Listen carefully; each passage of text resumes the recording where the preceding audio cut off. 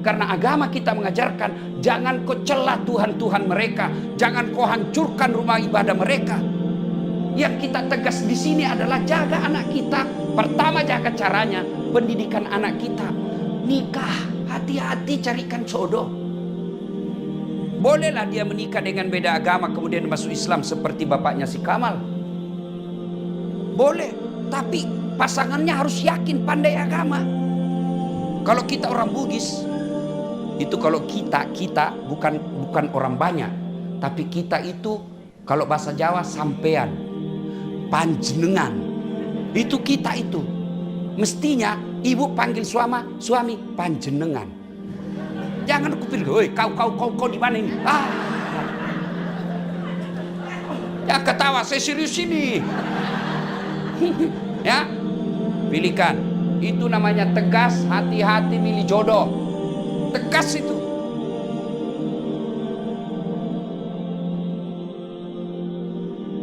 Assalamualaikum warahmatullahi wabarakatuh.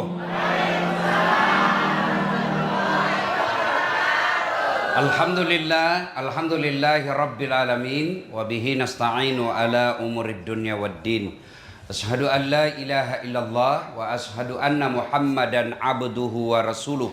Allahumma salli ala Sayyidina Muhammad wa ala alihi wa sahbihi ajma'in. Amma ba'd. Faqad qala Allah subhanahu wa ta'ala fi kitabil karim. Bismillahirrahmanirrahim. Innallaha wa malaikatahu yusalluna 'alan nabi. Ya ayyuhalladzina amanu sallu 'alaihi wa sallimu taslima. Sesungguhnya Allah dan para malaikatnya bersalawat kepada Rasulullah Muhammad sallallahu alaihi wasallam. Maka wahai orang-orang yang beriman, bersalawatlah kalian kepada Rasulullah dengan sebaik-baik salawat. Ketika Allah perintahkan kita puasa, Allah tidak menunaikan ibadah puasa. Ketika Allah perintahkan kita sholat, Allah pun tidak pernah menunaikan ibadah sholat. Allah perintah kita tawaf haji umroh, Allah pun tidak pernah menunaikan ibadah haji dan umroh. Tetapi ketika Allah perintahkan kita bersalawat, maka Allah sampaikan, innallaha wa malaikatahu yusalluna 'alan nabi. Sesungguhnya Allah dan para malaikatnya bersalawat kepada Rasulullah Muhammad sallallahu alaihi wasallam. Allah saja dan para malaikatnya bersalawat, maka kita ketika mendengarkan Rasulullah disebut namanya, maka Nabi katakan, umatku yang paling pelit di antara kalian, dia dengar namaku lalu dia tidak bersalawat kepadaku. Muhammad sallallahu alaihi wasallam. Ibu bapak saudara-saudara sekalian, pertama, banyak-banyaklah bersalawat. Yang kedua, ibu bapak saudara-saudara sekalian, ada pernah dengar nama Yusuf Kalla? Pernah? Beliau kayaknya satu-satunya Indonesia yang 2 kali menjadi wakil presiden. Wakil presiden ke-10 dan wakil presiden ke-12. Ibu tahu orang apa dia? Bugis, ya kan? Ternyata ibu tahu enggak, Pak Yusuf Kalla itu sepupu sekali dengan bapak saya. Oh. Ngaku Bu. Begitu di cross check ke Pak Yusuf Kalla, Pak JK katanya sepupu dengan bapaknya pada saat Latif. Siapa itu, namanya saja baru saya kenal. Iya kan?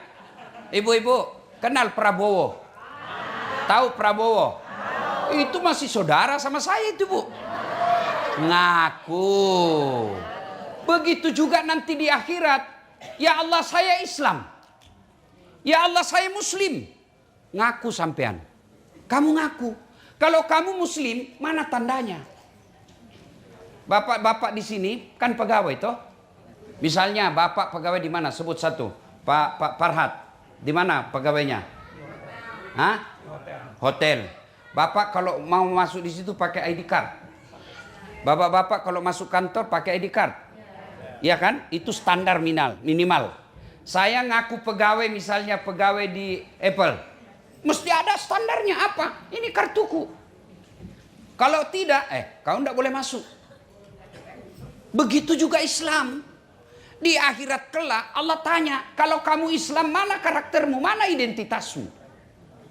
Maka Allah sampaikan, identitas orang Islam itu adalah surah Al-Fat ayat 29. Surah apa Ibu?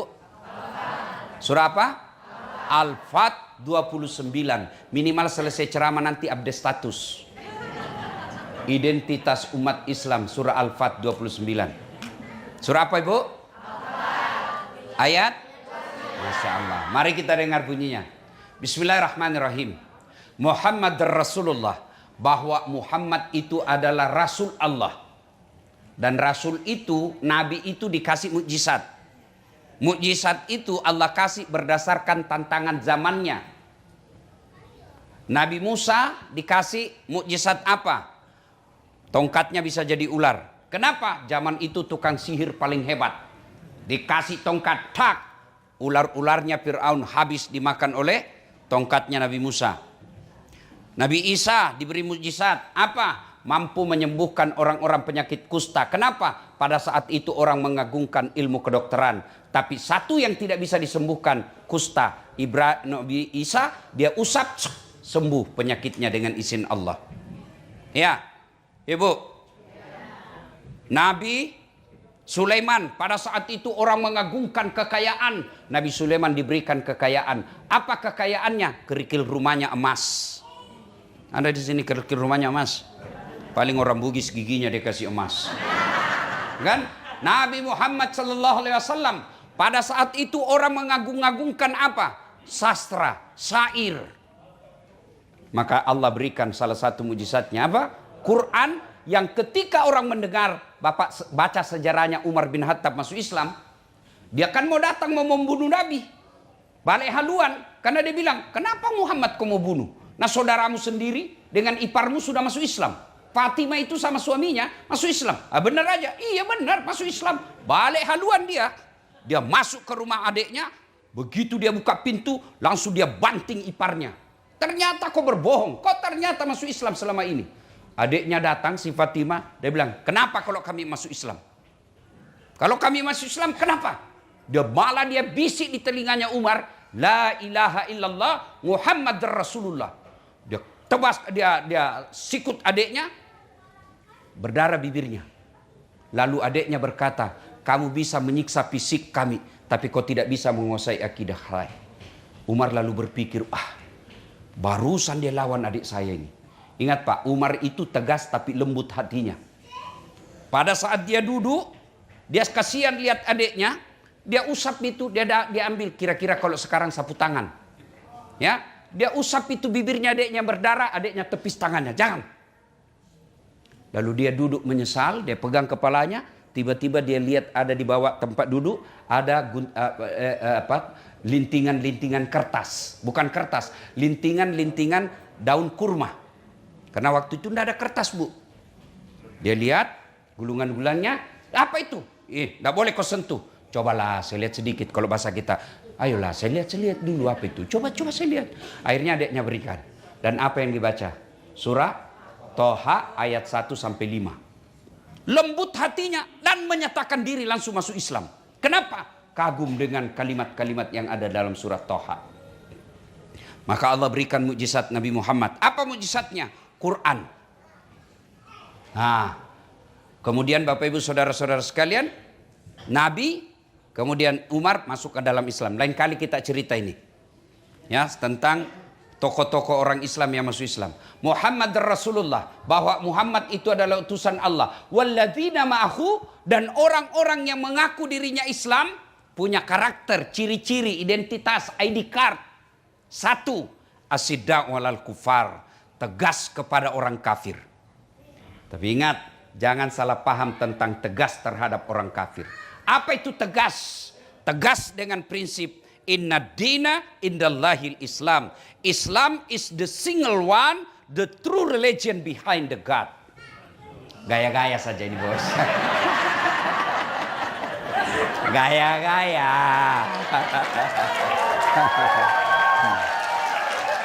Ladies and gentlemen. Masya Allah.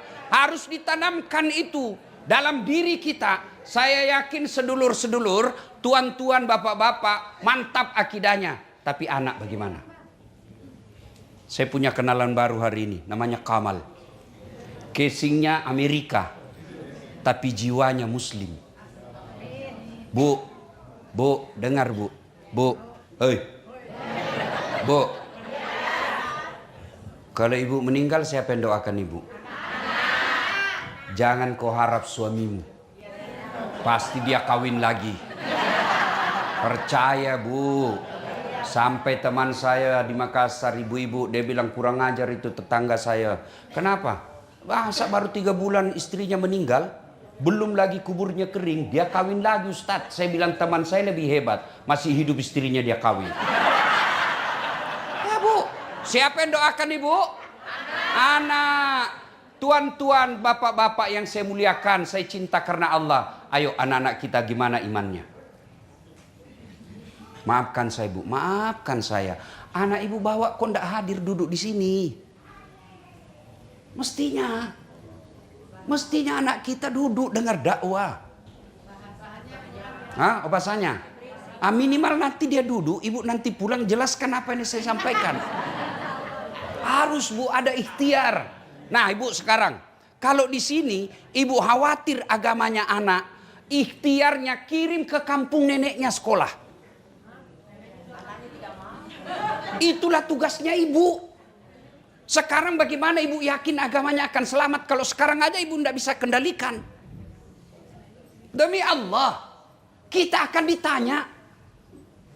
Bapak baca itu sejarah Isra dan Mi'raj. Ada orang tua yang bagus agamanya. Sholatnya oke, puasanya oke, hajinya oke, sedekahnya baik. Masuklah dia dalam kalangan surga.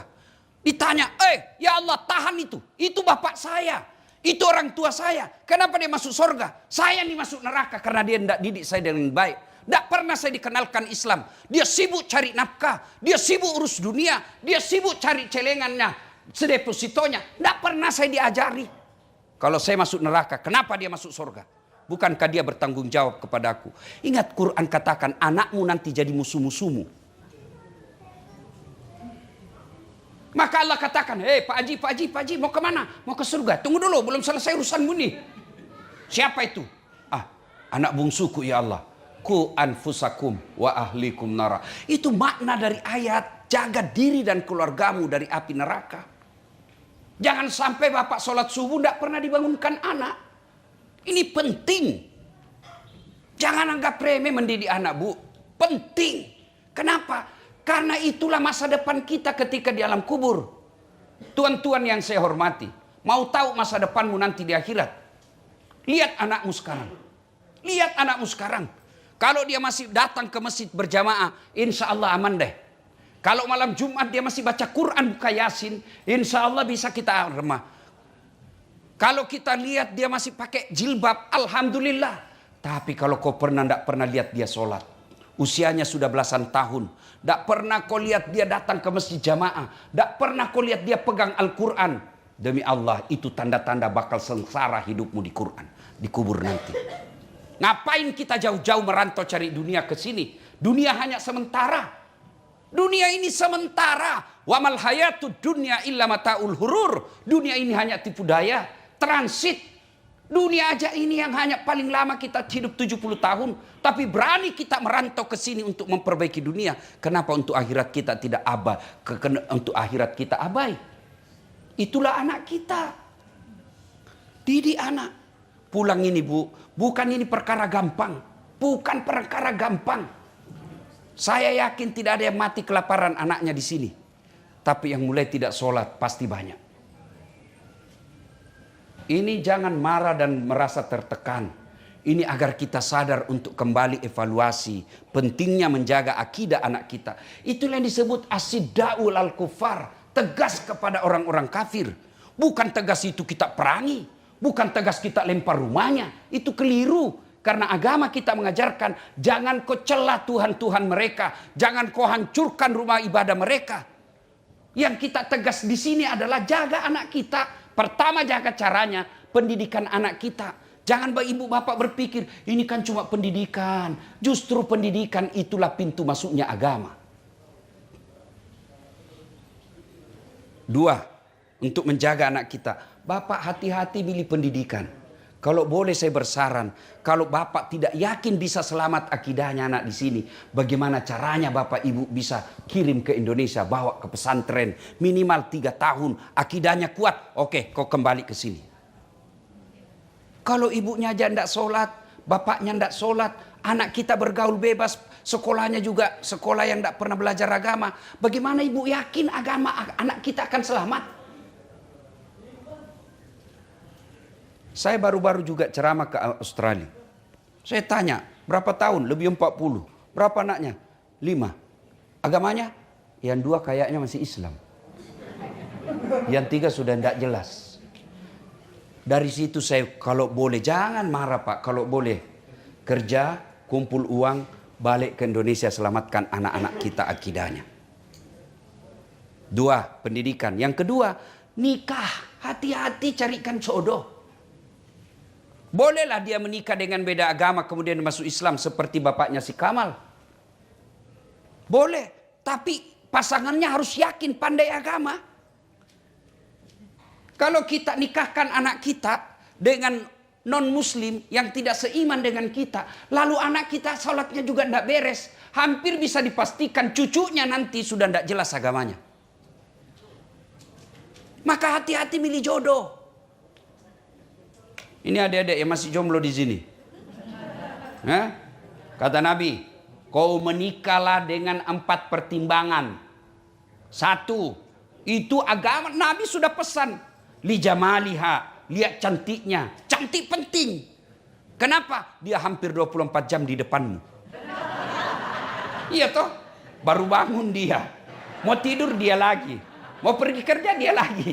Pulang kerja dia lagi. Jadi kalau jelek nanti cepat ganti casing. Iya toh? Cantik penting, tapi tidak boleh jadi prioritas. Kenapa? Cantik ada batasnya.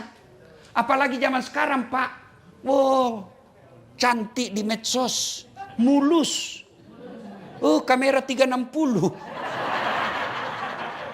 Dari mana datangnya cinta? Dari Facebook turun ke WA.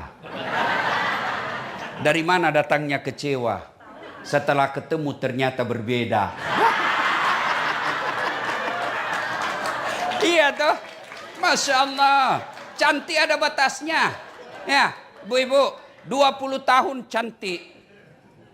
17 tahun sweet 17. Wah, memukau. Satu kampung tersenyum dia, terpesona satu kampung. 17 tahun. Balik itu 17. 71. Masih ada yang terpesona. Kau aja senyum cucumu lari. Dikira mau digigit. Apa? Cantik ada batasnya. Gagah ada batasnya. Bapak-bapak di sini masih cakep semua. Dulu. Sekarang tanya istrimu, Pak. Tanya istrimu. Saya masih cakep. Kalau dia bilang masih cakep, pasti dia bohong. Ibu-ibu, tanya suamimu, kamu masih cantik? Kalau dia bilang masih cantik, pasti kau dibohongi.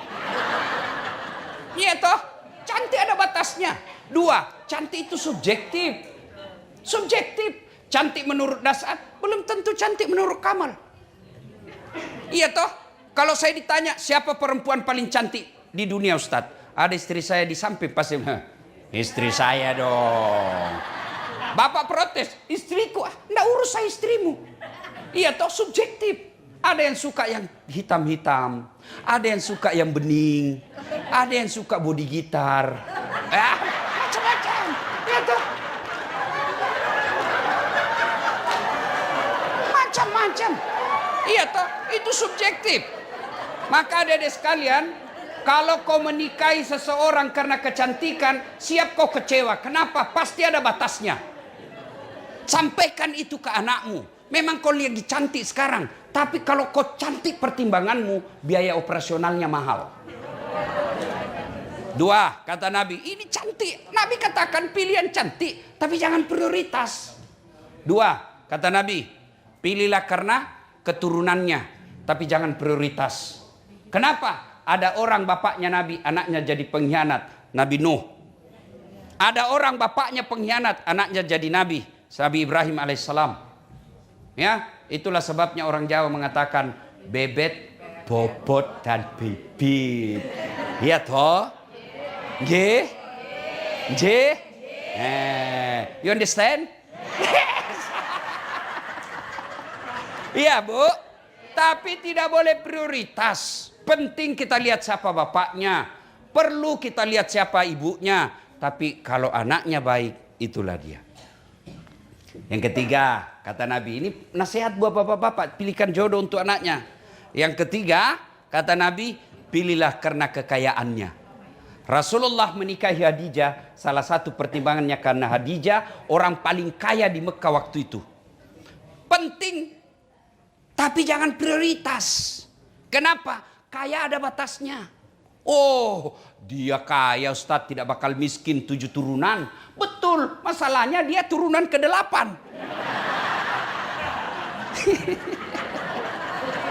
Iya toh. Jangan jadi prioritas. Ya, yang keempat kata Nabi. Dengar. Yang keempat. Oh ya. Coba kita ulang apa tadi yang pertama? Cantik, beautiful. Yang kedua, turunannya. 3, kekayaannya. Yang keempat, agamanya, kata Nabi. Mahasiswa saya bertanya, Ustadz, kenapa agama nomor 4? Mestinya kan agama nomor 1. Saya bilang, jangan salah dek. Agama betul nomor 4, tapi tidak titik di situ hadis. Koma, lalu ada di bold, huruf besar, kapital, kasih tanda centang, lalu di stabilo. Ya kira-kira seperti itu kalau sekarang ya. Kata Nabi, utamakan agamanya, karena dengan agama kamu akan dapat semuanya.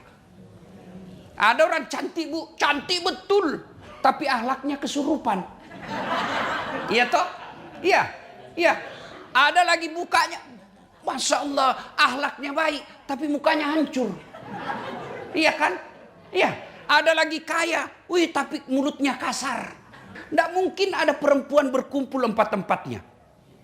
Dialah cantik, keturunan baik-baik, anak orang kaya, hafal Quran.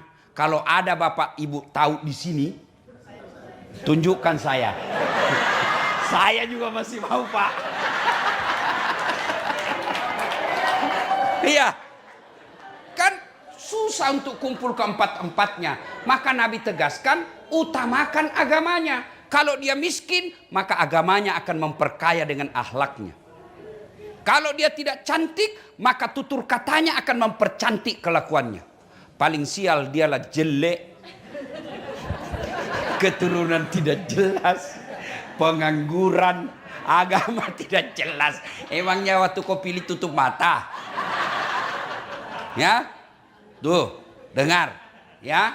Maka hati-hati milihkan jodoh anak kita supaya apa? Agamanya selamat. Bolehlah kita nikahkan dengan orang sini, tapi harus yakin anak kita bisa bimbing dia. Kalau anak kita perempuan, agamanya juga tidak jelas, sampai menikah tidak pakai jilbab, 2 tahun dia pacaran, menikah dengan orang beda agama, hampir bisa dipastikan akan hilang agama anakmu. Ibu-ibu sekarang kalau anaknya pacaran dianggap biasa. Siapa bilang itu biasa? Itu kiamat. Kenapa? Saya tahu Bu, karena banyak ibu-ibu curhat.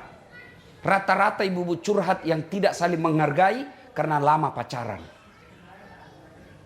Ya pacaran 3 tahun. Pasti dalam 3 tahun itu berapa kali dia bohong. Dalam 3 tahun itu berapa kali dia selingkuh. Dan bertengkar, kebiasaan itu dibawa setelah menikah. Akhirnya sudah ada anaknya, tidak ada saling penghormatan. Kenapa? Sudah saling menghina. Gimana dalam keluarga, rumah tangga, suami istri, ngomong aja sama istri kasar. Ngomong aja sama suami kasar. Woi pak, di mana kau? Cepat kau pulang. Waduh, suami istri kok begitu? Padahal Nabi katakan ketika hijrah dari Makkah ke Madinah, itu salah satu perintah Nabi dari 5, ahsin kalamaka, haluskan tutur katamu. Kalau kita orang Bugis, itu kalau kita bukan orang banyak, tapi kita itu kalau bahasa Jawa sampean, panjenengan. Itu kita itu. Mestinya ibu panggil suami panjenengan. Jangan kupikir, "Woi, kau di mana ini?" Ya ketawa, saya serius ini. Ya, pilihkan. Itu namanya tegas, hati-hati milih jodoh. Tegas itu. Hati-hati milihkan sekolah. Baru lahir ini yang mestinya nomor 1. Pilih nama-nama Islami. Coba kalau namanya Kamal, pasti orang bilang Islam. Tapi kalau diberi nama John Albert, orang ini Muslim, mualaf. Tapi kalau namanya Muhammad Jamil, pasti orang Islam. Kalau dia perempuan, kasih nama-nama Islam. Misalnya, kasih nama apa? Aisyah, Humaira. Jangan kau pikir apa arti sebuah nama. Bayangkan kalau dalam guangan ini tidak ada semua nama. Bagaimana ibu mau komunikasi? Halo, ada Anu. Anu siapa? Itu yang ceper. Banyak ceper. Bayangkan Pak.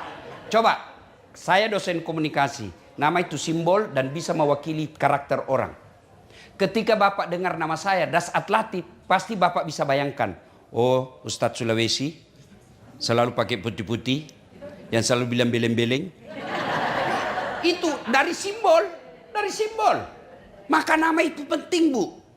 Dan itu bukan cuma di dunia, di akhirat. Sampai di akhirat. Anak Bapak kasih nama.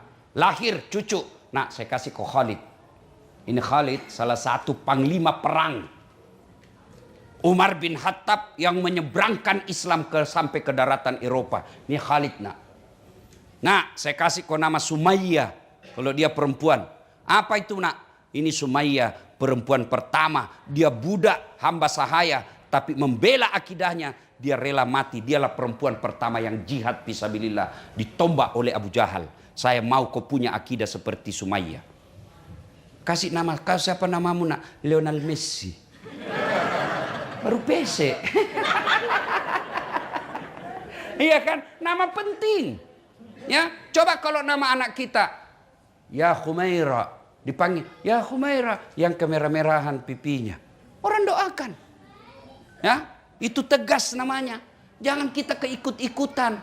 Ini untung alhamdulillah saya ingat. Ibu juga hati-hati, sudah menikah tidak boleh itu nama suamimu di belakang. Tidak boleh, tetap nama bapakmu. Itu budaya barat itu, Bu. Misal istri saya, ini bapak-bapak ini yang salah juga.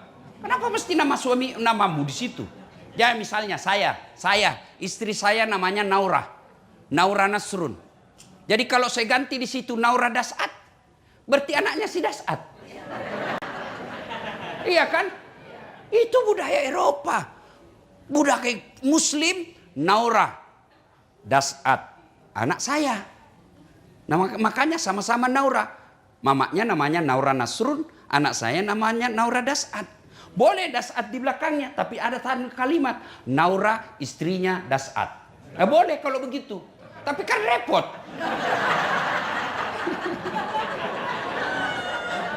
Jangan ketawa, saya serius ini, Bu. Ya, itu nama penting. Itu bagian dari ketegasan. Bapak kasih nama anak ke barat-baratan, kan tidak jelas agamanya. Coba kalau langsung dikasih nama Muhammad Ibrahim. Orang pasti bilang Muslim dia. Dan coba lihat itu, nama Muhammad. Saya kemarin jalan-jalan, tidak tahu daerah mana itu. Yang ada bintang-bintang situ. Saya cuma pancing kau juga. Ini ibu ini, dia tunggu saya salah, Pak. Ya, nama Muhammad disimpan di atas satu-satunya. Muhammad Ali. Itu berarti nama penting. Coba kalau bukan Muhammad Ali namanya, tidak mungkin dia di atas. Nama penting, Pak. Itu bagian daripada tegas asidak walal kufar. Yang kedua, ruhama'u bainahum, kasih sayang kepada sesama mereka. Ayat tadi pertama tegas. Kalau keluar, kalau kita, ya. Kemudian kafir, ini yang saya lupa. Apa itu kafir? Orang yang berbeda dengan agama kita. Saya pernah lagi ceramah, ditanya sama non-muslim, kenapa kami disebut kafir?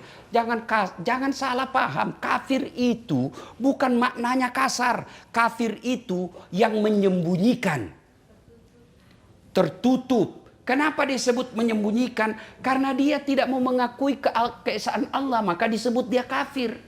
Kafir itu ada dua, kafir zimmi dan kafir harbi. Kafir zimmi mau kerja sama kita. Ada itu namanya Pak Albert selalu ikut saya selama di sini. Beda agama, tapi dia bantu saya dalam dakwah. Soal Tuhannya urusan dia. Itu yang disebut kafir zimmi. Mereka yang mau bekerja sama dengan kita. Kata Nabi, kalau kau ganggu dia, saya musuhmu nanti di akhirat. Ada yang disebut kafir harbi. Apa itu? Yang ganggu kita. Kita mau sholat dilempar kepala kita. Kita mau puasa dilarang. Itu kata Nabi, boleh kau lawan. Tapi kan tidak ada begitu di sini.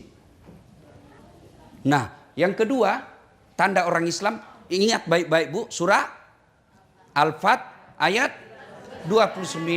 Pertama, tegas kepada orang kafir. Yang kedua, ruhama'u bainahum, kasih sayang kepada sesama mereka. Innamal mu'minuna ikhwah, kata Allah. Orang Islam itu bersaudara. Dia tidak lihat rambutnya keriting atau putih atau pirang. Selama dia la ilaha illallah, itu saudaramu. Meskipun rasnya berbeda, itu saudaramu. Meskipun negaranya berbeda, itu saudaramu. Kan yang dipersaudarakan bukan karena ras, bukan karena darah, tapi akidah. Bahkan Nabi katakan, umatku itu seperti badan ini. Coba lihat badan kita, Pak. Ibu-ibu coba lihat badan. Tangan kanan gatal tanpa disuruh kiri yang garuk. Ya toh? Tangan kiri yang gatal tanpa diundang kanan yang garuk. Gatal dua-duanya, kerjasama. Iya, begitu mestinya kita di sini. Begitu mestinya kita di sini. Satu sakit, yang lain ikut merasakan. Satu yang ada masalah, kita bantu sama-sama. Itulah orang Islam. Ada orang baru masuk Islam, Pak. Meskipun dia kaya, dia boleh dan berhak mendapat zakat. 8 golongan orang berhak mendapat zakat. Satu diantaranya mu'allaf. Orang baru masuk Islam, meskipun dia kaya raya, boleh dikasih zakat. Tujuannya apa? Loh, kamu ditinggal oleh keluargamu karena kau beda agama dengan mereka. Sekarang kau saudara saya, ini loh penghargaan. Jangan cemas, kami saudaramu yang baru. Itu makna pemberian zakat. Maka kita bersaudara. Umat Islam itu seperti badan ini. Satu sakit yang lain ikut merasakan. Coba lihat. Si Kamal pergi menyatakan cinta.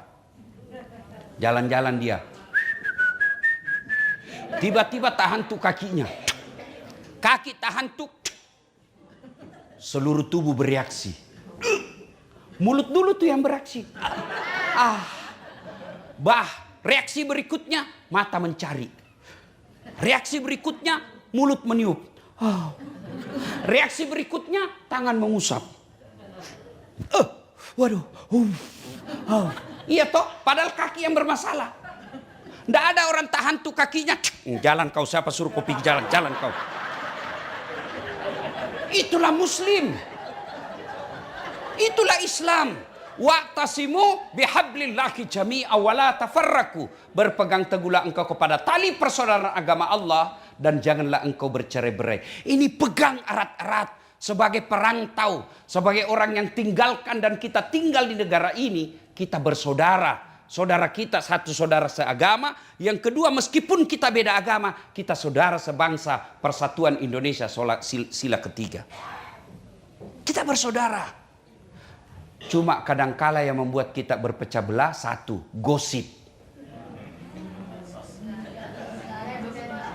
Gibah. Duduk begini tuh masih gosip-gosip tuh. Dia terlambat datang temannya dilihat dari kepala. Dia enggak gosip tapi mukanya sinis.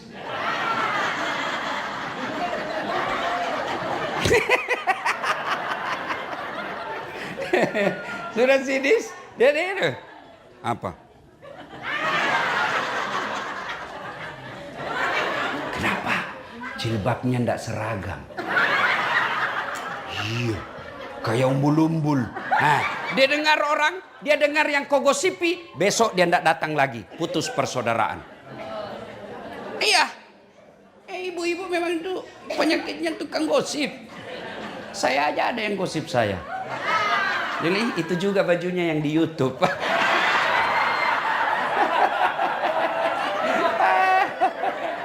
Bu, ada biasa yang berapologi. Itu kan benar. Yang saya sampaikan betul begitu sifatnya. Justru betulnya namanya gibah. Kalau salah namanya fitnah. Tidak ada alasan bisa cerita orang. Tidak ada. Jangan cerita jeleknya orang. Dia jelek urusannya dengan Allah. Jangan kau tambah-tambah.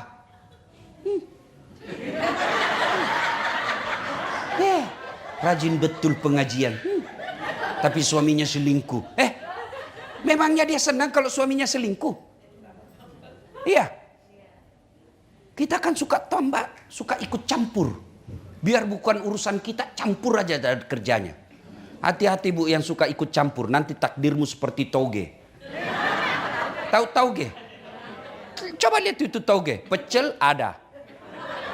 Gado-gado. Tempe. Soto Banjar. Maka dia selalu ikut campur, Allah takdirkan semuanya bengkok. Itulah makna dari ayat ayuhibbu ahadukum, sukakah kamu memakan bangkai sesamamu manusia. Jadi majelis taklim yang baik, orang datang dia baru belajar kasihan agama, dia datang mau cerita aib, maka ibu yang baik dia katakan na'udzubillah min zalik. Kita berlindung kepada Allah dari keburukan seperti itu. Belum tentu suami kita lebih baik dari dia. Itu yang bagus. Jangan malah dicambah. Oh iya. Padahal nggak tahu urusan tuh. Jangan ketawa, saya serius ini. Ya, Bu. 2. Yang memutuskan persaudaraan.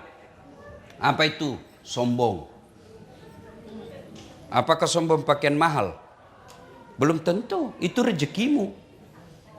Apakah mau sombong pakaian barang-barang mewah? Belum tentu. Bapak punya rezeki pakai baju krokodil. Cap buaya. Katanya kalau asli buayanya menghadap ke dalam, kepalanya keluar. Kalau palsu buayanya menghadap ke dalam. Buaya darat. Ya. Bapak pakai palsu. Bapak pakai misalnya Hugo Boss. Boleh, itu rezekimu. Ibu pakai berlian emas, boleh, rezekimu. Kalau perlu tulis di sini emas. Boleh. Lalu kapan dia sombong? Sombong itu kata Nabi 2 karakternya. 1, nganggap remeh orang lain. Jadi kalau ibu pakai emas berlian, boleh. Kapan sombong? Kalau ibu bilang, palsu. Baru sombong itu. Bapak pakai baju, apalah itu yang mahal-mahal. Boleh. Kapan bapak sombong? Kau tahu Dasat, ini baju saya terbatas ini. Kau tidak bisa beli yang begini. Sombong. Kau meremehkan orang. Ibu mau pakai yang asli silakan, tapi jangan hina orang yang palsu. Boleh, ya. Yang kedua, karakter sombong itu adalah menolak kebenaran. Tadi adik kita yang ceramah. Tahu apa itu? Baru 14 tahun. Iya betul 14 tahun, tapi otaknya Pentium 4. Ibu 50 tahun, otaknya Pentium 1. Lambat loading.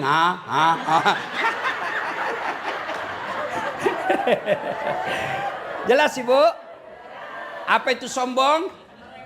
Remeh orang lain, menolak kebenaran. Dengar ceramah, dia tolak. Itu sombong itu. Abu Jahal, Abu Lahab, itu dia tahu Muhammad itu benar. Muhammad itu orang jujur. Maka diberi gelar Al-Amin, yang terpercaya. Lalu kenapa dia menolak Muhammad? Karena dia bilang, Bani Hashim. Ibaratnya suku dia lebih rendah, saya lebih tinggi. Saya pamannya, kok kemanakan saya kok jadikan nabi? Kenapa bukan saya pamannya? Itu sombong. Bapak remehkan orang, dia tidak lawan. Tapi lambat laun dia tinggalkan bapak, putus persaudaraan. apa yang membuat kamu sombong? Coba gue bilang, apa? Kata Nabi, 4 penyebab datangnya sombong. 1, bertambahnya pangkat jabatan. Mau sombong? Nah, pensiun Pak.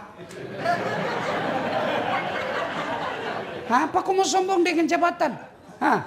Gubernur 5 tahun. Masih terpilih 10 tahun.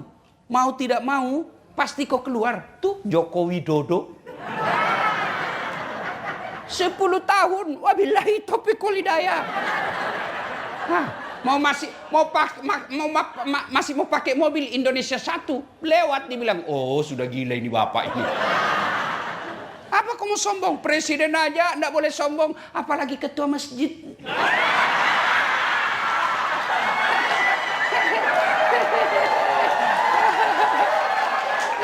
Apa yang mau disombongkan? Ya, ayo. 2 kata Nabi, penyebab datangnya sombong, bertambahnya ilmu. Banyak gelar. Sayang itu, dia kurang gelarku itu.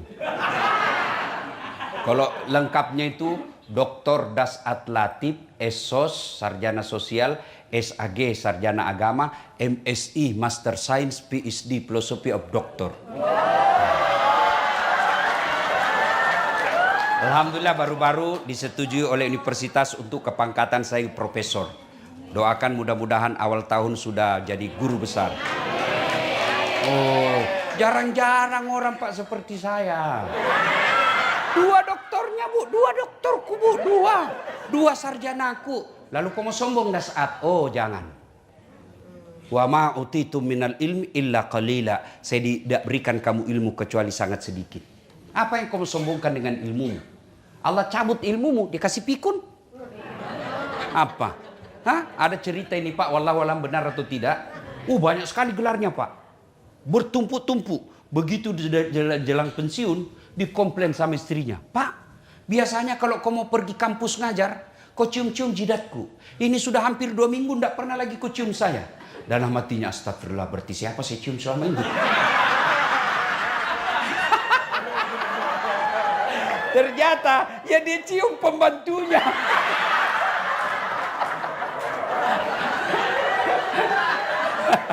Jangan juga modus. Pak Farhat mentah-mentah sudah dengar ini, pura-pura pikun.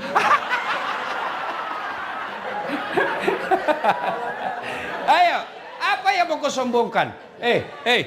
Bu. Apa karena saya hebat? Enggak. Saya bisa sampai di sini bukan karena saya hebat, karena ada penonton saya. Itu viewer saya di YouTube sekarang, Bu, sudah hampir 600 juta. Berarti tidak boleh kau sombong dah saat kamu bisa ceramah karena ada yang dengar. Coba kalau saya ceramah di sini 2 jam berapi-api, tidak ada yang dengar. Bapak lewat, sudah lama sakit itu Pak. Iya toh, apa yang mau disombongkan? Ada ustadz sombong? Ada. Mana ciri-ciri ustadz yang sombong? Tidak mau menerima perbedaan pendapat. Ada ustadz itu baru 2 bulan belajar agama. Dia kafir-kafirkan kita. Tidak sunnah. Kau bilang kau saja sudah sunnah aja kau sudah salah paham. Dasar dari sunnah saja kau sudah salah. Yang namanya sunnah bukan kewajiban. Kau tuduh saya tidak sunnah. Siapa bilang? Sunnah yang lain kan saya laksanakan. Dia komplain kan, ada itu di Facebook Bapak baca, saya dituduh Ustadz tidak sunnah. Di Facebook, Ustadz sunnah. Saya cari nama saya, tidak ada. Samping kanannya, Ustadz tidak sunnah. Nomor 13.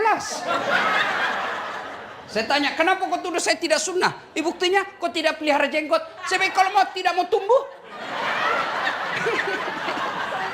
Mau diapa? Ayo, ada Ustadz tidak mau menerima perbedaan pendapat. Nah, ini perlu saya pahamkan. Kenapa terjadi perbedaan pendapat di ulama fikih? Karena beda sudut pandang. Yang ada sama kita ini para ulama, yang ada sampai ke kita, hadis itu dalam bentuk tulisan. Bukan dalam bentuk gambar. Bukan dalam bentuk audiovisual. Kalau gambar dan audiovisual, pasti seragam kita. Cuma kan ini tidak ada definisi konkretnya. Misalnya takbir sejajar dengan bahu. Kan sudah beda-beda. Kan tidak ada gambarnya. Contoh paling ringan, saya selalu bilang. Bapak kalau Nabi bilang saya tidak makan, saya tidak makan. Apa Bapak, Ibu pahami? Nah, puasa. Apa lagi? Lapar. Apa lagi? Diet. Apa lagi? Apa lagi? Itu baru satu kata itu. Saya tidak lapar. Sudah berapa paham? Begitulah sebabnya terjadi perbedaan pendapat. Iya Bu. Jadi kalau terjadi perbedaan pendapat, lalu dia tidak mau menerima pendapat orang lain, itu karakter ustadz yang sombong. Hanya mau menang sendiri. Ya. 3. Penyebab datangnya sombong. Apa itu? Bertambahnya harta. Tadinya miskin. Tiba-tiba dapat pembebasan lahan. Langsung kaya. Mulai sombong. Jangan sombong dengan kekayaanmu. Allah marah. Gempa. Longsor. Tsunami. Habis kekayaanmu. Oke lah masih ada kekayaanmu. Tapi Allah marah. Dia titip satu penyakit di badanmu. Duitmu miliaran tapi tidak ada bisa kau makan. Duitnya 7 miliar Pak. Begitu ke dokter, Pak, menurut hasil laboratorium, ini Bapak dilarang makan nasi. Duitnya 7 miliar dilarang makan nasi. Oh iya Kak Dok. Terus ini juga kalau lihat datanya Pak, Bapak tidak boleh makan daging. Apalagi ikan, udang, telur, tidak boleh semua Pak. Anu juga Pak, tidak boleh juga makan garam. Tidak boleh makan gula Pak ya. Jangan makan yang berminyak-minyak. Jadi apa yang bisa saya makan Dok? Ya menurut hasil lab, Bapak hanya boleh makan ubi rebus. Duitnya 7 miliar tapi cuma bisa makan ubi rebus. Sudah cukup belum? Belum cukup itu sampai di situ. Apa kata dokter? Pak ini Bapak selama aktif kerja kan tidak pernah kena matahari. Di rumah AC, di mobil AC, di kantor ber-AC.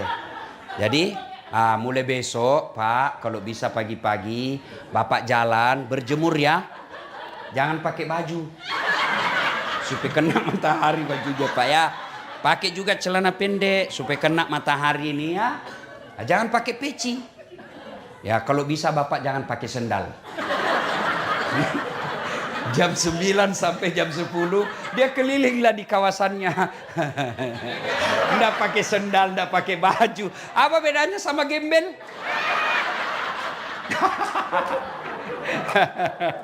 Allah. Tadi Pak Joko ngajak saya, dia bilang Ustadz, barangkali Ustadz mau pergi lihat kawasan yang banyak gembel. Saya bilang ngapain saya pilih gembel? Di Indonesia banyak gembel Pak. Bawa saya di tempat yang banyak barang-barang cantik. Malu halus. Kita ini orang Islam Pak. Kalau lagi jalan dengan tidak sengaja melihat barang bagus. Bapak tidak sengaja. Maka caranya ucapkan Subhanallah. Maha suci Allah yang telah menciptakan keindahan itu. Itu rezeki namanya. Batasnya kedipan mata. Kalau sudah berkedip, misalnya kan, sudah berkedip, astagfirullah, palingkan pandangan. Itu tadi sebelum berkedip, rezeki. Berkedip, Bapak, lihat, sudah haram. Jangan begini, astagfirullah. Tambah banyak dosanya. Ya, tak boleh, ya. Karena Ibu. Mumpun saya ingat, persoalan handphone ketika berjamaah. Misal lagi sholat, Allahu Akbar. Di rakaat kedua, kantong bunyi handphone. Mengganggu. Boleh Bapak buka. Ambil. Matikan. Boleh. Yang tidak boleh, kalau Ibu terima. Ya, halo. Sebentar kau telepon, saya lagi sholat. Batal ini kalau batal. Ini sudah batal ini. Kalau cuma dimatikan, kamu juga yang di samping, ndak usah kau marah. Baru bunyi handphone kau sudah tergoda, lama betul imanmu. Biasalah itu ya. Jelas Bu ya. Sombong penyebab putusnya persaudaraan. Apalagi dengki. Apa itu dengki? Definisinya susah lihat orang senang, Senang lihat orang susah. Ini kelemahan kita orang Indonesia. Kalau ada kawan kita dapat promosi, bagaimana caranya kita habisi? Ya, kalau ada kawan kita naik rezekinya, kita cerita fitnah kiri kanan. Mestinya kalau kita lihat kawan kita, kenalan kita, ataupun tidak dikenal, ada rezeki yang menimpa dirinya, ya Allah, berikan pula rezeki seperti yang dia, supaya saya bisa menolong agamamu. Jangan malah dengki. Oh, sudah habis waktu Pak ya? Hah? Sampai jam berapa? Sampai jam berapa? Hah? Oke. Jam 10. Bisa sampai jam 10? Betul? Saya yang tidak bisa. Oke, 1 tadi tegas kepada orang kafir, 2 kasih sayang kepada sesama mereka. Ini penting. Nabi pernah tanya, atadruna manil muflis? Saudara-saudara sekalian, kamu tahu enggak siapa yang bangkrut nanti di akhirat? Yang tidak sholat ya Rasul, dia sholat. Yang tidak puasa ya Rasul, dia puasa. Yang tidak haji ya Rasul, dia haji. Tidak bayar zakat. Loh, kalau begitu siapa yang bangkrut ya Rasul? Jarusu wahati'ur rahim. Tetangga yang jahat sama tetangganya dan yang memutuskan tali persaudaraan. Bertanya sahabat, kok bisa bangkrut? Dia kan puasa, dia haji, dia sholat, dia zakat. Kok bisa? Betul, hablum minallahnya, ibadah hadanya baik, tapi hablum minasnya rusak. Ketika dia setor pahalanya, ya Allah ini sholatku 20 tahun. Datang tetangganya, tunggu dulu. Saya pernah difitnah itu. Katanya anakku yang lurus rambutnya bukan anaknya suamiku. Karena suamiku keritin rambutnya. Dia tidak tahu anaknya lurus rambut. Nah karena sudah direbonding. Gara-gara fitnahnya, saya tinggalkan komplek. Gara-gara fitnahnya dia nih. Saya sakit hati. Allah berfirman, kalau begitu ambil sholatnya 20 tahun. Habis sudah sholatnya itu 20 tahun. Dia setor lagi puasanya. Ya Allah ini puasaku 20 tahun. Datang lagi. Saya pernah sama-sama kerja di Amerika tuh. Dia fitnah saya di kampung. Katanya kerja saya di sini menghalalkan segala cara. Gara-gara fitnahnya satu kampung benci saya. Saya pulang kampung orang semua sinis sama saya. Gara-gara fitnahnya tuh dia. Saya minta keadilan. Allah katakan ambil puasanya 20 tahun. Sudah habis sholat, habis puasa. Store lagi zakatnya. Ya Allah ini zakatku. Datang lagi, tunggu dulu. Saya pernah juga itu kurang ajar dia sama saya. Dia fitnah istri saya selingkuh. Saya termakan fitnahnya, akhirnya saya cerai. Belakangan saya tahu ternyata dia yang mau sama saya.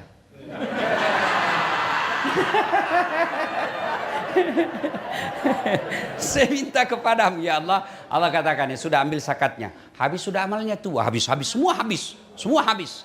Masih ada orang yang datang. Saya juga pernah. Dia serobot tanahku. Saya sama-sama merantau. Saya beli tanah. Dia serobot tanah saya. Saya mau lapor polisi, temannya polisi. Saya minta keadilan. Dia kata yang tadi banyak amalnya. Ya Allah bagaimana lagi? Puasaku habis. Sholatku habis. Sedekahku habis. Zakatku habis. Mana lagi? Allah berfirman, tidak ada kebatilan yang tidak ada balasannya. Supaya adil, ambil dosanya orang yang pernah kusakiti. Itulah pentingnya ini silaturahmi. Biar bapak-bapak hitam jidat, puasa Senin Kamis, tadarus setiap hari, itikaf di masjid. Tapi dalam satu komplek tidak ada yang senang bapak. Bapak bukan orang spesial. Karena Nabi katakan, hairun nas anfa'uhum linnas. Sebaik-baik manusia di antara kalian yang paling banyak manfaatnya buat orang lain. Itulah yang jadi saya memotivasi saya kalau dakwah buat orang senyum dan tertawa. Kalau saya tidak bisa nasihati, paling tidak dia bisa lupa masalahnya. Dengan ketawa-ketawa. Iya kan Bu? Iya Bu? Alhamdulillah. Ya. Ruhama'u bainahum. Yang ketiga, tarahum rukka'an sujada. Kamu lihat mereka ruku dan sujud solat 5 waktu. Nah Ibu, halo Bu, Pak, ada ini orang kerja seharian. Dari jam 5 dia sudah tinggalkan kantor, pulang jam 10 malam. Laparlah dia di jalan. Dia singgah beli nasi bungkus. Kan lapar kan Pak? Beli nasi bungkus. Setelah punya nasi bungkus, nasinya dia buang, bungkusnya dia makan. Ada yang begitu? Ada yang begitu? Ada. Itulah orang yang datang ke Amerika jauh-jauh cari nafkah dan dia tidak sholat. Itu namanya. Nasinya dia buang, bungkusnya dia makan. Itulah orang yang setengah mati cari uang, dapat uang, dia beli nasi bungkus. Tapi dia anak buang nasinya. Itulah mereka yang cari nafkah kok lupa sholat. Kenapa hidupku susah, Ustaz? Ibu pasti tidak sholat. Kenapa keluargaku tidak rukun? Pasti dalam keluarga tidak sholat. Mana ada manusia yang tidak ada masalahnya? Tunjukkan saya di tempat ini yang tidak ada masalahnya. Ayo. Kalau bapak-bapak saya lihat ini masalah paling besar, mau kawin lagi takut sama istrinya. Iya toh Pak, sudah usah bohong Pak. Kalau kami orang Bugis tidak pernah takut sama istri. Cuma istri kami lebih berani. Ini bapak pikir saya ceramah. Bapak pikir tidak ada masalah saya Bu. Banyak masalah saya. Kadang-kala kita ditipu. Oh ini cuma 2 jam Ustaz, tahu-taunya 9 jam. Iya Pak. Oh pernah saya pergi ceramah Pak. Dari Makassar ke Palopo. Saya salah satu Allah nikmat saya gampang tidur. Kalau saya naik mobil belum 5 menit sudah tidur. Kalau saya naik pesawat itu Bu, itu belum terbang saya sudah tidur. Benar, biasa istri saya jengkel. Kalau dia lagi cerita saya sudah ngorok. Itulah nikmat dari Allah. Nah saya naik tidur. Naik mobil, tidur. Saya di 2, sopir. Begitu sampai di kawasan namanya Kera, itu perhutanan. Singgah itu mobil. Saya lihat, saya bangun. Kenapa singgah ini? Mana sopir? Saya lihat, oh dia kencing. Turun dari sebelah kanan. Saya turun sebelah kiri. Waktu dia turun, dia lihat saya tidur. Saya kencing lah saya. Begitu saya kencing, saya bilang, sekalinya ini sopir dan dia dilihat saya. Benar. Saya masih kencing, tiba-tiba mobil, lari. Saya lari. Wah.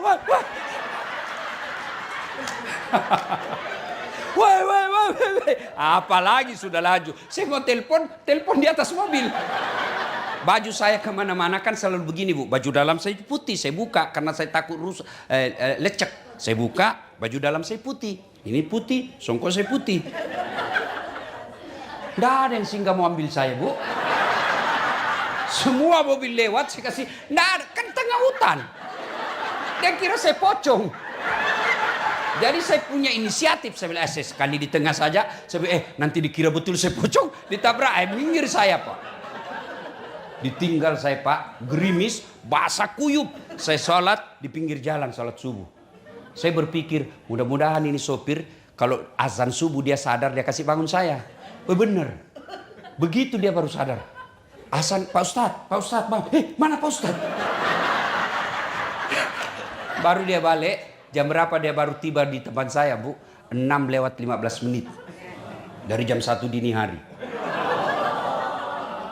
Turun dia, saya rasanya saya mau tempeling. Tapi saya lihat lebih besar dari saya. Mundur saya Pak. Kalau bilang, kalau saya berkelahi kalah saya duduk aja jengkel begini. Yang paling menjengkelkan begitu saya sampai di rumah dinas wali kota Palopo. Dia bilang, Pak Wali Kota, Pak Ustadz, kenapa bisa kau lupa kopormu? Berarti bohong ini orang ini. Kan terlambat sampai lokasi karena balik lagi jemput saya dan itu jauh. Ternyata ditanya, kenapa kau lama? Pak Ustadz lupa kopornya jadi kita balik lagi Pak. Itu semua pernah saya rasakan Bu. Sering. Ya, pernah juga saya ke pesisir Kalimantan. Ya, Sekata namanya. Itu kita lewat sungai-sungai kecil ada buaya berjemur, dia buka liang mulutnya, tapi dia tidak berani ganggu saya karena dia bilang senior ada di atas. Macam-macam Bu, Masya Allah. Belum lagi kita dikasih ceramah tidak dikasih makan dulu.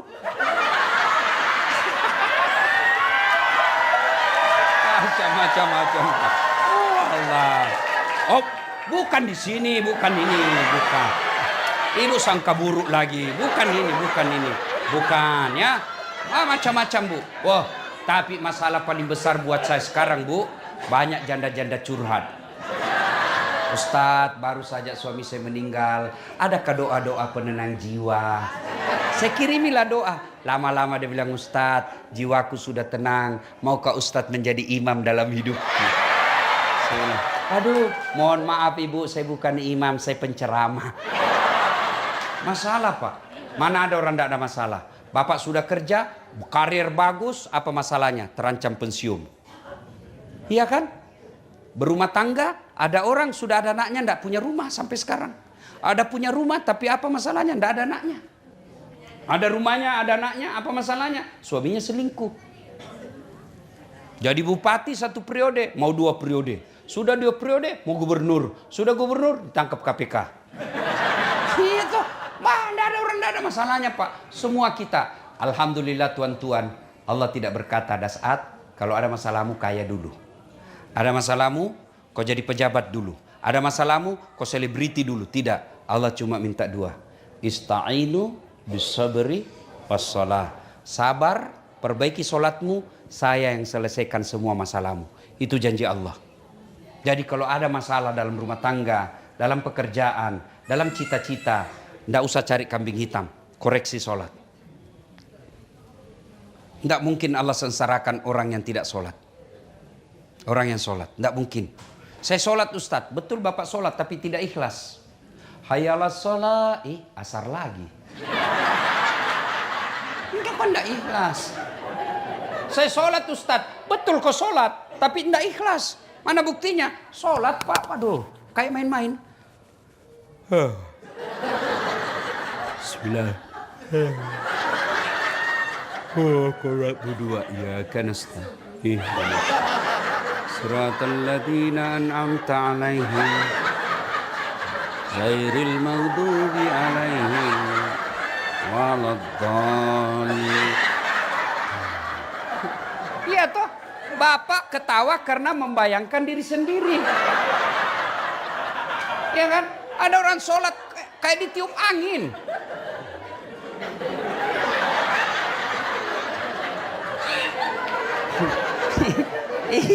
Ibu histeris karena ibu bayangkan diri sendiri kan. Jadi kalau ada masalah, ya lebih baik koreksi sholat. Bapak ibu saudara-saudara sekalian, soal sholat ini tidak cukup waktu. Saya mau bahas fokus khusus karena waktu sudah masuk. Kita lanjutkan lagi besok. Nah, besok masih ada ceramah besok malam. Besok malam masih libur kan? Rugi yang tidak datang besok malam. Sebab ada pembagian undian umroh. Nah, saya mau tapi ibu bilang bayar sendiri. Alhamdulillah. Terima kasih Bapak Ibu Saudara-saudara sekalian. Waktu masih 15 menit kita gunakan untuk tanya jawab. Silakan. Yang mau bertanya silakan, yang mau menjawab lebih bagus. Ya silakan Ibu, silakan.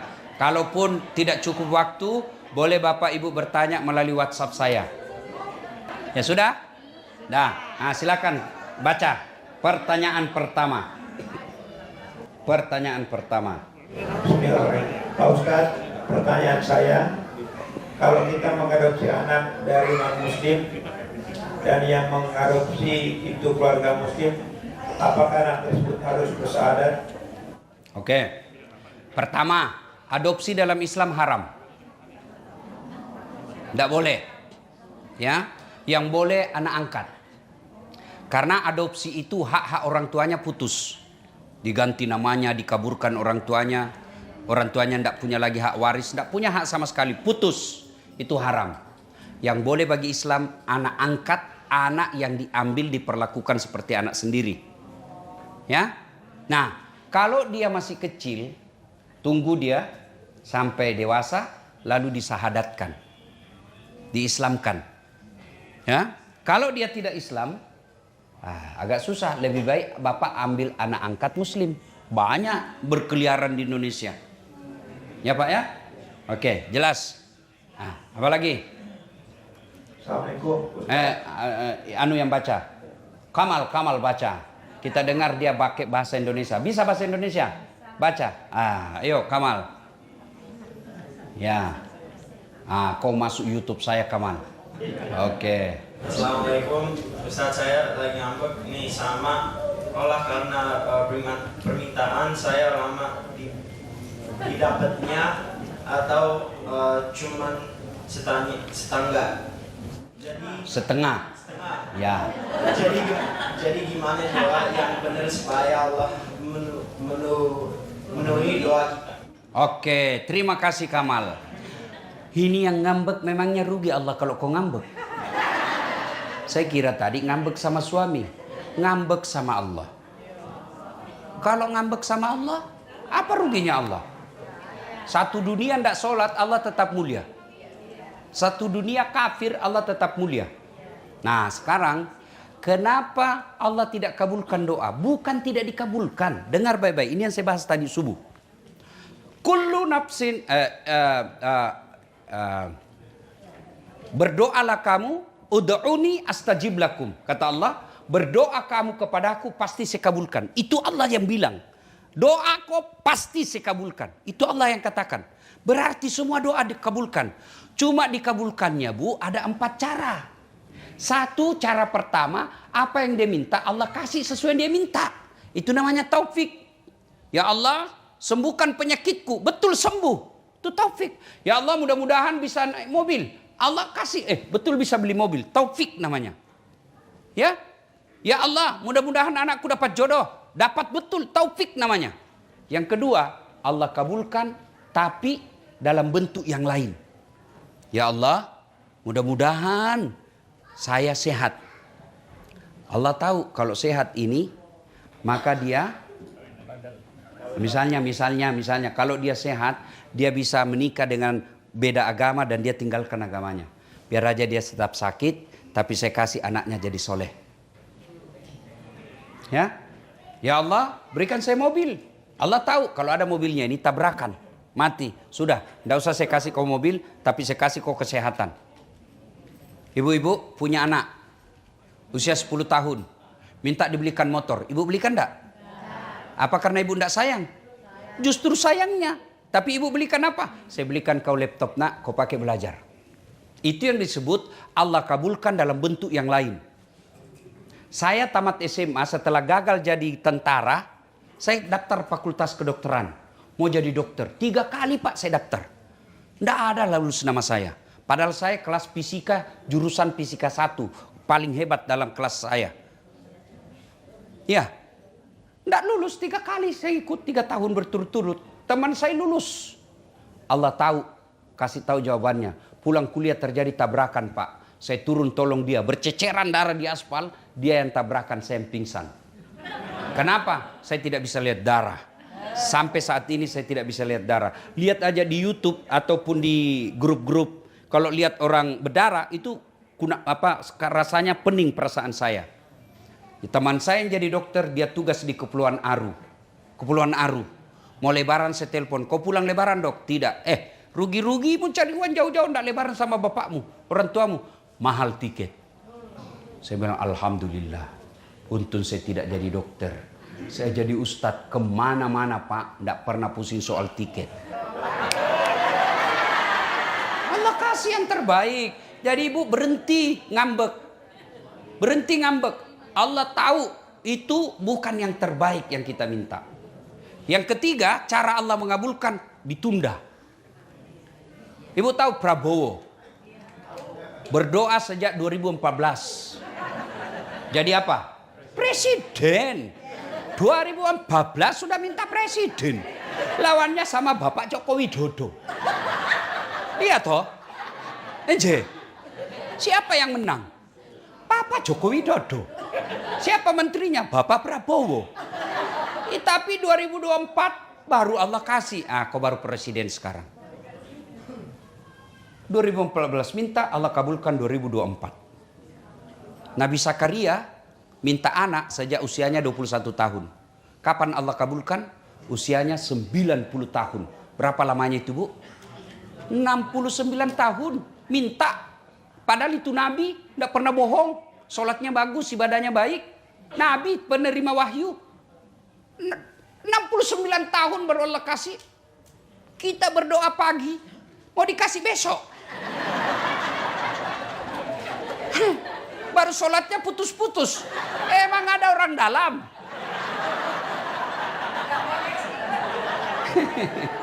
Jelas ya? Yang keempat, Allah tunda sampai hari kiamat. Sampai di akhir nanti. Kan dijelaskan ada orang dikasih hadiah oleh Allah ketika Nabi ceritakan, nih saya kasih kamu. Dia bilang, ya Allah banyak betul kau kasih saya.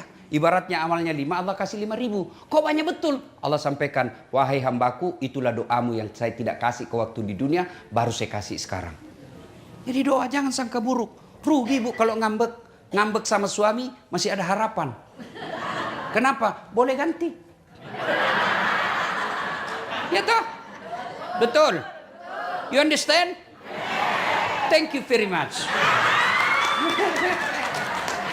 Ada lagi? Ayo, tanya lagi, baca lagi deh, Kamal. Ya. Assalamualaikum. Waalaikumsalam. Kalau kita membantu anak yatim tapi mereka adalah bagian dokter keluarga, keponakan, apakah itu terhitung sedekah atau tanggung jawab kewajiban? Oke. Bu, bersedekah itu ada tata caranya. Satu, jangan mempermalukan yang diberi. Maka tidak bagus itu bu bersedekah. Ibu kasih antri. Mau cuma dikasih 50.000 ngantri dia bertengah hari. Disuting di close up mukanya. Itu bagian bukan yang baik. Itulah sehingga dalam sedekah ada namanya amil. Panitia yang bawakan. Yang kedua, setelah itu sedekah orang dalam dulu. Bapak kalau mau sedekah istri dulu. Jangan kau sedekah orang lain istrimu itu terus bajunya 2 kali lebaran. Tenang ibu, saya bela kau ini malam. Bajunya mewah, istrinya sudah 4 kali pulang kampung tidak pernah baju baru. Bukan suami yang baik itu. Kau sedekah ke orang, istrimu dulu. Supaya apa? Dia taat. Itu istri pak, tidak penting dia kau selalu hadir. Yang penting ada duitnya. Tidak percaya kau dengar.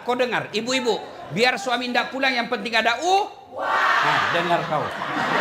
Uang yang dia cari, bukan kamu. Ya toh ibu. Nah, jadi sudah itu penuhi dulu kebutuhan rumah tangga, penuhi dulu kebutuhan anak, istri, sudah itu baru saudara. Jangan sampai saudara kita menjadi fitnah. Kayak betul itu saudaranya di Los Angeles. Tapi saudaranya di kampung mau makan kadang ada makanan. Itu jadi fitnah. Makanya sedekah itu lebih utama kepada keluarga dulu. Ya. Bagaimana kalau kemanakan? Lebih bagus lagi, Bu. Ya, jelas? Oke. Pertanyaan berikut, Kamal. Ya. Pegang mic-nya itu, Dek. Pegang mic-nya supaya untuk itu tuh yang mic untuk YouTube. Yang tadi. Oh, yang ini. Ya, itu. Pegang juga itu, ya. Pertanyaan berikut, ya. Assalamualaikum Pak Ustadz, mau tanya nih. Kalau kita suka melihat orang yang ganteng, pikiran saya jadi yang bukan berdosa kita. Waalaikumsalam. Kalau dia gadis, maafi muskilah, tidak ada masalah. Tapi kalau ada suaminya, aduh, jangan ya. Tapi kalau itu karunia, makanya Allah tadi Nabi mengajarkan kalau kau lihat cowok cakep, ganteng, penuh pesona, kau cukup ucapkan Subhanallah, Maha Suci Allah yang telah menciptakan keindahan itu. Ya, tapi kalau ibu pelototi, lalu membayangkan jadi suamimu, padahal kau punya suami dan ada suami di sampingmu. Kalau saya suamimu seperti itu, saya bilang, Dek, lebih baik saya ceraikan kau baik-baik ya, daripada kau peluk saya, kau bayangkan orang lain. Gak boleh ya. Kalau dia gadis, terpesona sama dia, tidak jadi masalah. Jangankan ibu, saya juga senang bu lihat orang cantik. Ya, saya ini tidak gagah ibu, tapi saya penuh pesona. Tidak percaya, kau mau foto sama saya toh?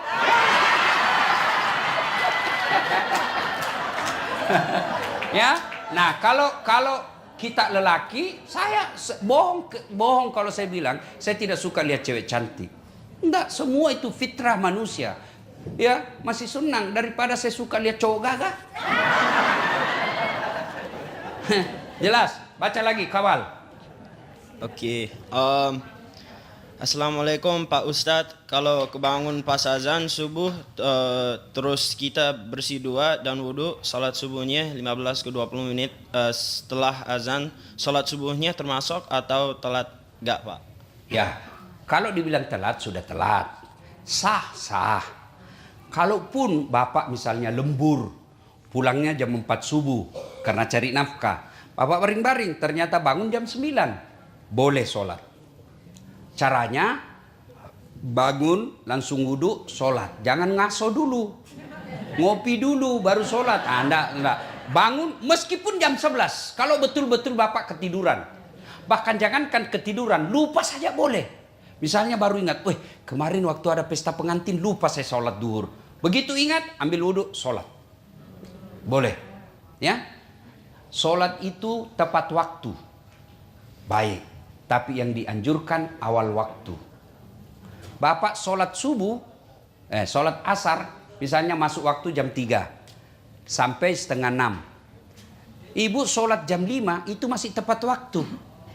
Tapi yang dianjurkan azan langsung sholat, awal waktu namanya. Anggaplah kita darurat seperti saya sekarang, boleh saya jamak. Duhur 2, asar 2. Namanya jamak. Kalau diringkas jadi 2-2 jamak kasar. Kalau 4-4 namanya jamak. Kalau kasar jamak kasar, 2 duhur 2 asar. Ya? Jelas? Oke, Bos. Habis? Masih ada? Masih banyak. Masih banyak. Oke, Kamal baca lagi. Assalamualaikum Pak Ustadz, mohon tanya apakah main atau jual beli saham itu haram atau apa hukumnya? Nah, Ibu, sampai sekarang ini masuk masalah khilafiyah, perbedaan pendapat ulama. Ada yang mengatakan haram karena dia seolah-olah sifat judi, tidak jelas. Ada yang juga mengatakan halal. Inilah disebut dalam fikih namanya subhat. Subhat itu samar-samar, abu-abu. Kata Nabi, kalau kamu selamat tinggalkan. Jelas ya? Oke, apa lagi? Pertanyaan kedua, apakah life insurance dalam Islam diperbolehkan? Diperbolehkan, sama tadi soal insuran atau asuransi. Itulah sehingga muncul ada namanya asuransi syariah, karena tadi itu perdebatan ulama, ya sudah sama ada yang halalkan ada yang haramkan, namanya subhat, samar-samar. Tapi anjuran Nabi kalau kamu selamat tinggalkan. Tapi di Amerika ini mana bisa hidup orang tanpa asuransi. Nah, selama niatnya ibu bukan melawan Allah, tapi karena mengikuti peraturan dan kita hidup di negara ini, Allah maha bijaksana. Oke. Assalamualaikum Ustaz, ayah saya udah meninggal 2 minggu yang lalu. Boleh gak ibu saya yang tua boleh keluar rumah? Misalnya ketemu dokter dan sebagainya. Oke. Kalau suami sudah wafat, maka ibu kalau punya anak lelaki sama anak. Kalaupun keluar, ulama-ulama modern tidak mengharamkan selama ibu keluar betul-betul tidak macam-macam.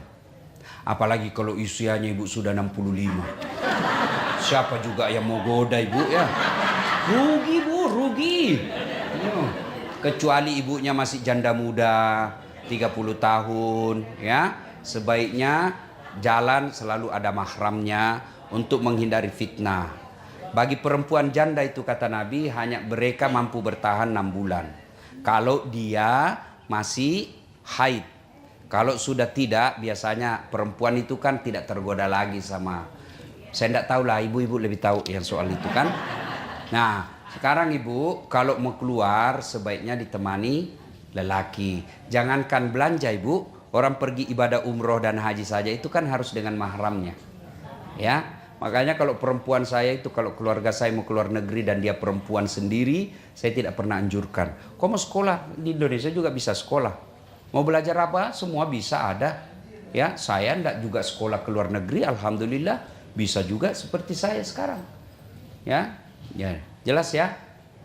Sebaiknya perempuan terhormat itu, ya, ini alhamdulillah saya ingat. 4 syarat perempuan dirindukan surga. 1 dia sholat. Dia puasa Ramadan. 3 dia jaga harga dirinya. 4 dia patuhi perintah suaminya.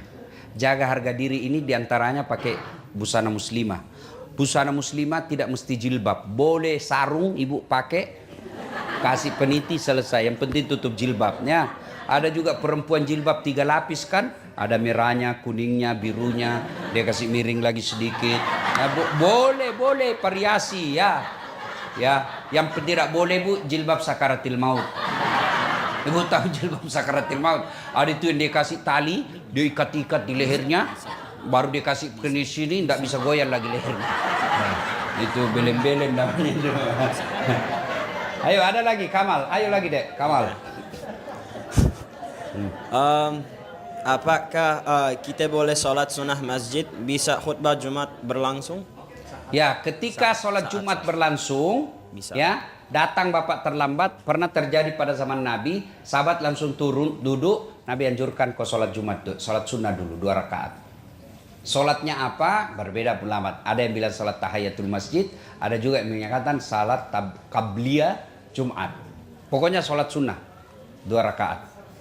Ya, lain kalau sudah sholat, sudah masuk sholat, ya sudah langsung sholat, tidak usah lagi sholat sunnah. Jangan sholat sunnah dulu, baru selesai sholat sunnah, selesai sudah sholat Jumat. Maka sebaiknya bapak-bapak datang lebih awal. Ini kita ini umumnya kan datang paling lambat, pulang paling cepat. Orang khotbah dia tidur. Mau masuk surga, kok kira ada orang nenek muda urus kok di dalam. Ya, ayo Kamal, apa lagi? Assalamualaikum Ustadz, gimana menangani orang yang baru belajar agama tapi tidaknya tingkahnya melebihi guru agama. Orang tua seperti ini gampang banget Menyalahkan, membidak-bidakan, memberi kalimat dua yang menjudge. Menghakimi. Oke. Jadi Ibu menyikapinya, Ibu tidak usah dengar, tapi jangan celah. Karena kalau Ibu celah dan berdosa. Jadi caranya ya sudah, dengar kalau mau dengar. Tapi kalau Ibu merasa sakit hati saya kalau dengar dibilang kita kafir, ya sudah ditinggal. Caranya begini bahas. Daripada kita saling menyakiti, silakan kau amalkan apa yang kamu yakini, tapi tolong hormati juga pendapat saya dan saya hormati pendapatmu. Cara menyikapinya, hormati. Kalau Bapak merasa mampu katakan, Dek, sudahlah, kau amalkan apa yang kamu yakini, saya juga amalkan apa yang saya yakini, kita saling menghormati saja, tidak usah bahas. Saya begitu biasa, kalau ada orang saya tahu tidak ada gunanya, ya sudah, saya tidak mau bahas yang membuat saya berbeda. Karena bisa saling menyakiti perasaan. Ya. Ada lagi? Cukup ya. Kalau masih ada mau bertanya silakan di WhatsApp saya tadi. Mudah-mudahan ada faedah dan manfaat. Terima kasih. Lebih dan kurangnya mohon dimaafkan. Usikum wa nafsi bitaqwallah fastabiqul khairat. Assalamualaikum warahmatullahi wabarakatuh.